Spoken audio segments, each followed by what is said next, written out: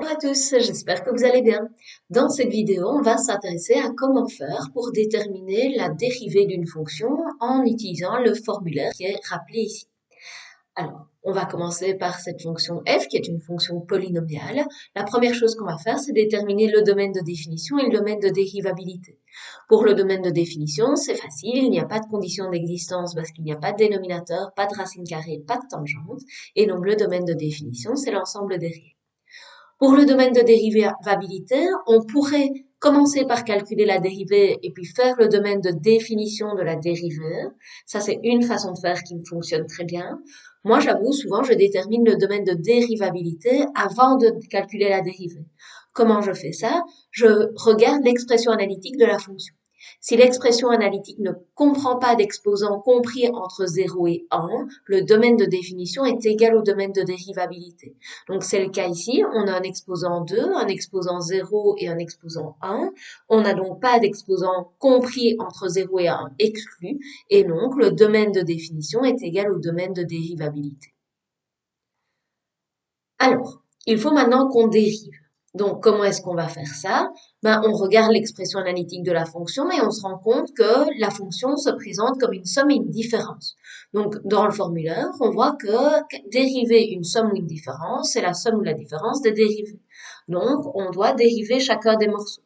Donc, je dois dériver 2x carré, je dois dériver 3x et je dois dériver 5. OK.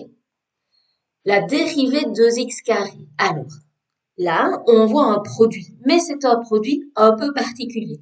Pourquoi? Parce que un des facteurs du produit est une constante. Donc, le produit, il est là, mais lorsqu'il y a une constante, on se rend compte que la constante peut sortir de la dérivée. Donc, ici, lorsqu'on a une constante qui multiplie, la constante qui multiplie peut sortir de la dérivée. Donc, je vais avoir 2 fois la dérivée de x carré. Pour 3x, c'est la même chose. 3 est une constante qui multiplie, donc elle peut sortir de la dérivée.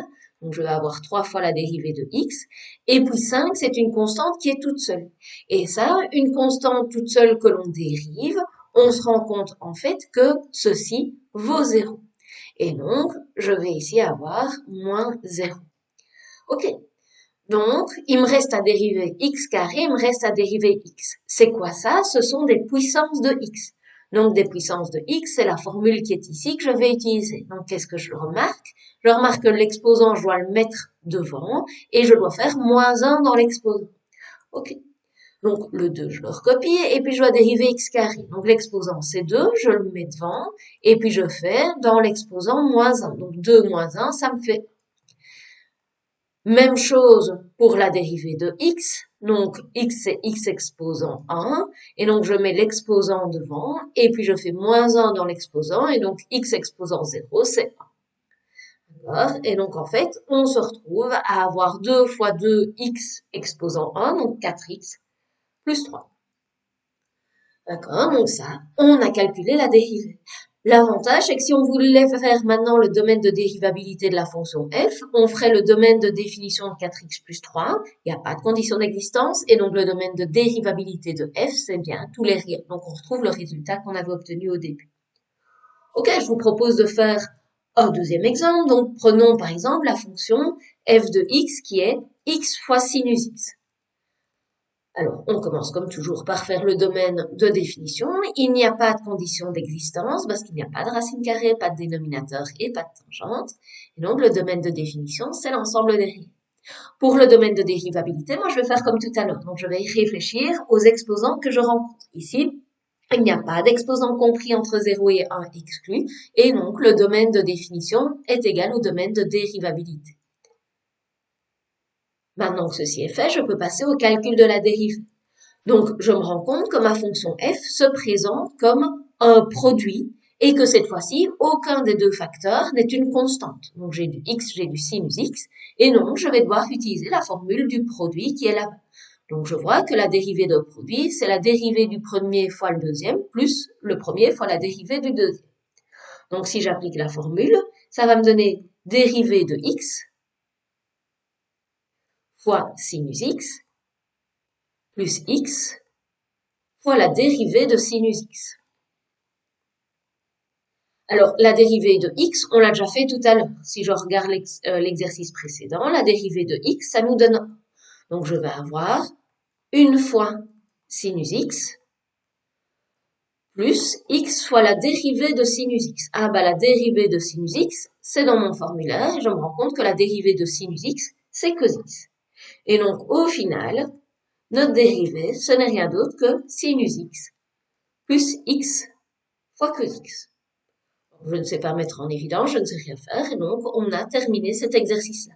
De nouveau, pour ceux qui font le domaine de dérivabilité à la fin, j'ai maintenant la fonction dérivée. Si je fais le domaine de définition de cette fonction-là, j'obtiens bien tous les réels qui correspondent bien à ce qu'on a trouvé au début de l'exercice. Donc ça, c'est cohérent.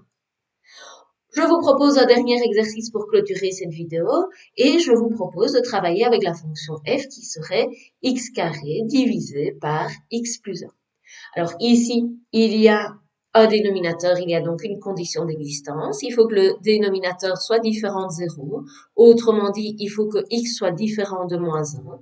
Et donc, le domaine de définition de la fonction f, c'est tous les réels, sauf moins 1.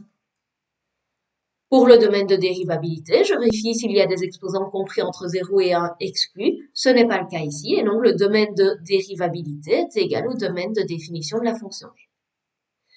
Je vais maintenant passer au calcul de la dérivée. Donc, calcul de la dérivée, je me rends compte que ma fonction f se présente comme un quotient.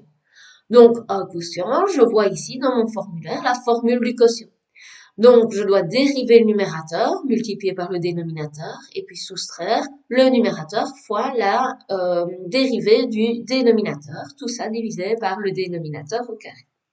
Donc, dans cet exemple-ci, ça va me donner quoi? Ben, je dois dériver x carré, je recopie le dénominateur, moins, on fait attention parce que la formule du quotient ressemble fort à celle du produit, mais c'est bien moins au numérateur. Donc, j'ai oublié ici le petit dérivé. Donc, je dois dériver x carré multiplié par x plus 1 moins x carré que je recopie fois la dérivée de x plus 1, le tout divisé par le dénominateur au carré, donc divisé par x plus 1 au carré. Alors, la dérivée de x carré, on l'a déjà fait, c'est 2x. Je prends l'exposant, je le mets devant et je soustrais 1 dans l'exposant. Donc, j'avais 2, ça me donne 1. Je recopie le x plus 1, fais attention de ne pas perdre des morceaux en route, moins x carré que je recopie, et là je me rends compte que j'ai aussi oublié le petit prime, donc faites attention. Et donc la dérivée de x plus 1, la dérivée de x plus 1 c'est une somme. Donc je dois dériver x et je dois dériver 1. La constante, donc la dérivée de 1 vaut 0, et la dérivée de x vaut 1. Ça c'est quelque chose qu'on a déjà fait et que, à force de faire, on connaît. Et donc ici, la dérivée de x plus 1 vaut donc 1. Et donc, on n'oublie pas de recopier le dénominateur au carré. Alors là, on a fini de dériver. Donc là, en termes de dérivée, l'exercice est clôturé, mais le numérateur n'est pas très joli. Donc, on va un peu faire du ménage là-dedans. Donc, j'ai 2x fois x plus 1 moins x carré. Je vais distribuer. Donc, ça va me donner 2x carré plus 2x moins x carré, parce que x carré fois 1, c'est x carré. Alors, on n'oublie pas de recopier le dénominateur. Et puis, on réduit au numérateur. J'ai 2x carré moins x carré. Donc, ça me fait 1x carré. Et donc, on obtient au final x carré plus 2x. On me rend compte qu'on va encore pouvoir mettre en évidence au numérateur. Et donc, ici, on va au final obtenir x fois x plus 2. Le tout divisé par x plus 1 au carré. Et voilà, on a fini de dériver et on a réduit l'expression de la dérivée. De nouveau, si on voulait faire le domaine de dérivabilité maintenant, ça fonctionnerait. On ferait le domaine de définition de cette fonction-ci. On a un dénominateur qui doit être différent de 0 et on retrouverait bien x différent de moins 1 et donc on retombe bien sur le domaine de dérivabilité qu'on a noté au début de l'exercice. Voilà, j'espère que ces premiers exercices sont clairs pour vous. Je vous souhaite à tous une excellente journée.